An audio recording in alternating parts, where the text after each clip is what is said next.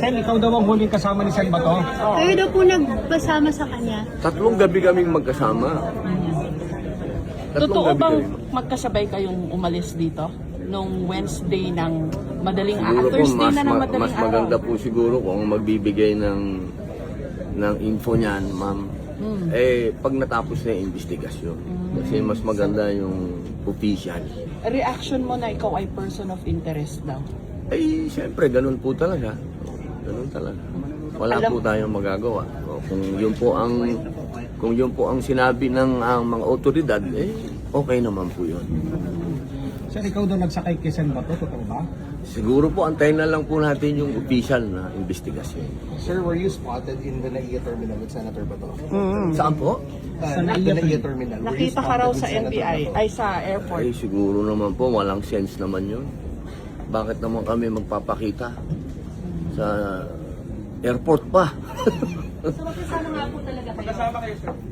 Hintayin na lang po natin yung investigasyon. May tinanong lang po kasi na nasa airport daw. Wala ako sa airport. Who allegedly escorted the senator. Antayin na lang natin, ma'am, yung investigation. Official. Siyempre po kasi may official na investigation. Siyempre, paggalang po yun sa otoridad. Pero sir, aaminin niyo lang naman o i-deny? Mas maganda po yung official para kasi But you're the official kasi ang dami-daming kwento. Ito, may kwento pa na nasa airport. Oh. Pabira naman. May kwento pa. May kwento pa na yate. Nakausap niyo ba ulit siya, sir? Senator Bato sa bansa? Nakausap niyo na ulit siya? Sen Bato? Yan ang mahirap sagutin. Ano masasabi mo dun sa yate? Tumakas ka Sabi ba sa daw, yate? sabi po ni napanood ko lang naman si si Manong Chabit. Hindi naman totoo 'yun. Hindi po totoo yung Naya, hindi totoo yung Yate. Yung yate. The scene at around 3 o'clock daw, Senator Robin. wala po 'yun, hindi po totoo 'yun.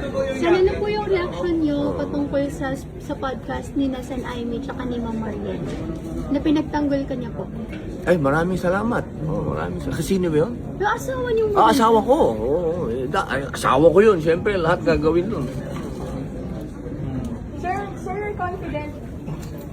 Sir, you're confident hindi aalis ng bansa si Senator Bato? Ay, hindi po. Hindi po. Wala sa plano niya yun.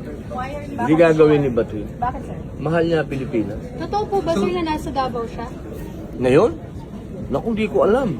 Sir, can you Wala akong idea kung nasan So, sir, si Bato. So sir, you can confirm that Senator De La Rosa is still in the Philippines? Ikukumpirma ko yun. Nasa Pilipinas. Hindi aalis yun. Ay, yung thoughts niyo po today na impeachment court na po kayo. First Ay, time sana po, una po, nagpapasalamat po tayo sa leadership at ito pong mga usap-usapan na matatapos na. Kasi masyadong maraming ipinukol sa amin, sa majority patungkol sa impeachment. Sana po ito, nakikita niyo naman po, 4th week